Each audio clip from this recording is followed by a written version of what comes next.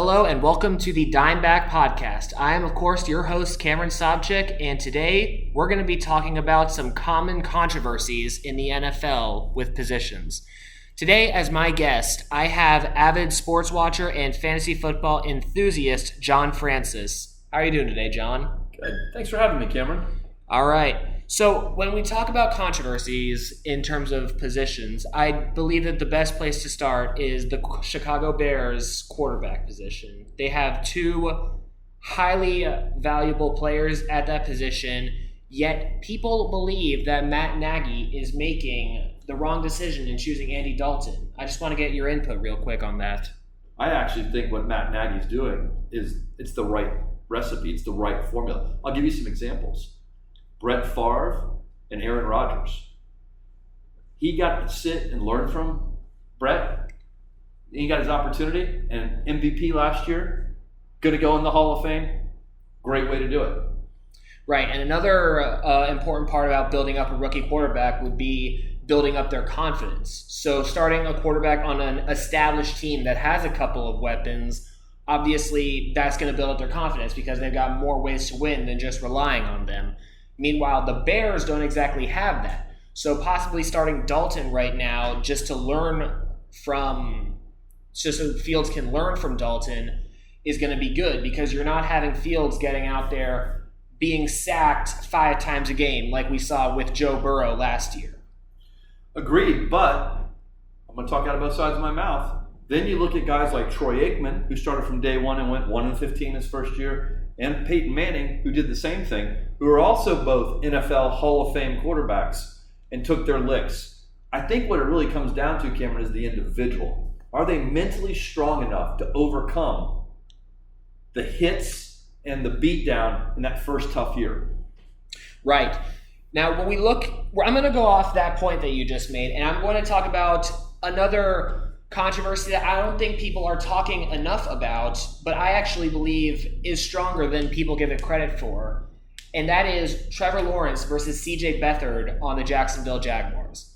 Now, obviously, the Jaguars would have had a little bit more of a controversy had they kept Gardner Minshew, but they traded him off to the Eagles, which could be its own conversation. But right now, I want to focus on what they have currently. CJ Beathard was an established starter when he had to fill in for the San Francisco 49ers just last year when every single one of their players was hurt. I mean, I see CJ Beathard as just another Case Keenum. I think that if he got a proper chance to start on a team, he could really blossom out. Well, I think there's another point you got to add to this specific example. You got a first-year head coach, Urban Meyer, who doesn't really know the NFL. He knows college, and he doesn't have the experience on when he should start and not start someone. He's having to rely on people inside the organization or some of his peers around the league giving him advice. Right, and it's not just that as well. The Jaguars aren't exactly giving him the best chance. I mean, they just traded away C.J. Henderson, one of their best weapons on defense. And I mean, if you look at their moves in the past couple of years, they got rid of a lot of key components. I mean, Jalen Ramsey and Calais Campbell were both established parts of their defense, but now the only real playmaker they have there is Josh Allen. Yeah, Cameron, when it comes to this controversy, it really comes down to organizations. If I was a top quarterback coming out of college, I would hope I would get, drafted by the Patriots or, who's another one who's done a really good job in developing quarterbacks? Denver, right?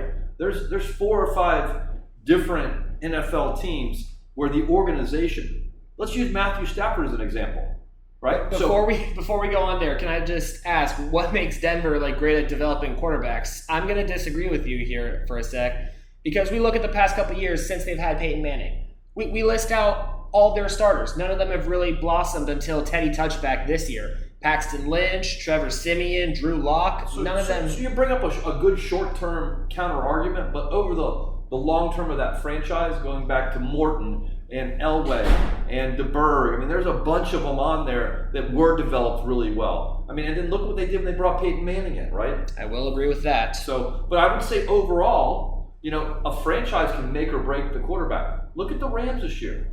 They got a chance to have the MVP and a potential run at the Super Bowl because they took Matthew Stafford, who spent 10 years with a terrible organization. And even with that terrible organization, he was still putting up elite numbers. He was still arguably a top 10 quarterback. I 100% believe that Matthew Stafford is going to be the difference that the Rams needed. I mean, if they were able to make the Super Bowl with Jared Goff, what's stopping them from winning this year? They just beat the previous Super Bowl champions just last week. There is nothing in their way. Indianapolis is another good example of an NFL team that develops and more importantly, drafts great quarterbacks. I mean, you look at the run that they had with Peyton and then into Luck, it's pretty impressive what they've been able to do. I would agree. I'm actually glad you brought up Indianapolis because that is another arguable quarterback controversy. Do you start Carson Wentz, who is very injury prone and is currently living off one season, or do you give the reins over to Jacob Eason, who in the small amount of appearances he has made has proven that he is more than capable of taking that job? Yeah, I think that they gave up a lot to get Wentz. They're paying him a lot. It's business. I think you got to go with Wentz here. I mean, I would agree. And another important point is that Wentz's offensive coordinator back in 2017 was Frank Reich. Exactly, the head coach of the Indianapolis Colts. I mean, really, the main key here is going to be keeping him healthy. However, there is a bit of a problem with that. What's that? We believe that the Colts' offensive line was going to be the best one in the league. We believed that was an elite front seven.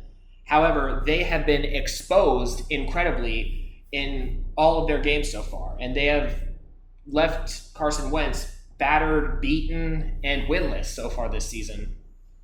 Yeah, I will tell you, here's another controversy. It revolves around our hometown team, the Miami Dolphins. There's such a controversy right now on if they'd have taken Hebert, who's playing out of his mind, but they chose to take Tua in front of Hebert. Now, is it that the Dolphins are a bad developer of talent, or are they a bad, evaluator of talent? But in the end, right now, the Dolphins look silly having not taken Hebert. I would agree with that. However, I will be devil's advocate here. I did not exactly agree with the Dolphins' decision to take Tua. However, I will admit that it is probably a safer choice to take a quarterback from a school that's as developed and as well-respected as Alabama when Oregon was not as... Listen, I'll agree with you if it's Mac Jones, but Tua was broken before he got there. The body, I mean, once you break it, once you hurt a knee, once you hurt a hip, once you hurt a shoulder, it's never the same. It is very hard to come back from that. All right, before we end off, I would like to talk about one more common controversy right now, and it's one that I believe should be very important to you and your wife, considering you were Florida State alumni. Am I correct? We are. Right. So Cam Akers was the clear starter for the Rams going into this season. However, he tore his ACL before it started. His Achilles. So right now, there's the controversy of, do you pick Darrell Henderson or do you pick Sony Michel? That's a great one. That's a flip of the coin. I think Sony Michel is a talented running back. He's a South Florida kid. He went to the local high school here at American Heritage out in Plantation. I don't know. I think you lean there. And he's been with Belichick. Right. And let me tell you, you spend any time around that guy, you got to be better for it. 100%. And I believe that the best example of that is Mac Jones. I mean, he immediately developed after one offseason with Cam Newton and Belichick. I mean, the guy is an absolute savant when it comes to finding and developing talent. He's going to make this team work. Their record doesn't exactly show it right now. I'm going to go on ahead and say that the Patriots are going to be the Bills' biggest problems in terms of winning their division. Well, time will tell, that's for sure. Definitely. All right, John, I want to thank you once again for appearing on this podcast today. And are there any final words you'd like to say before we sign off? Nope, I think it was a good discussion. I look forward to the next time we connect and we talk football. All right, sounds great. This is, once again, Cameron Sobczak for the Dimeback Podcast, and I hope you all have a good night.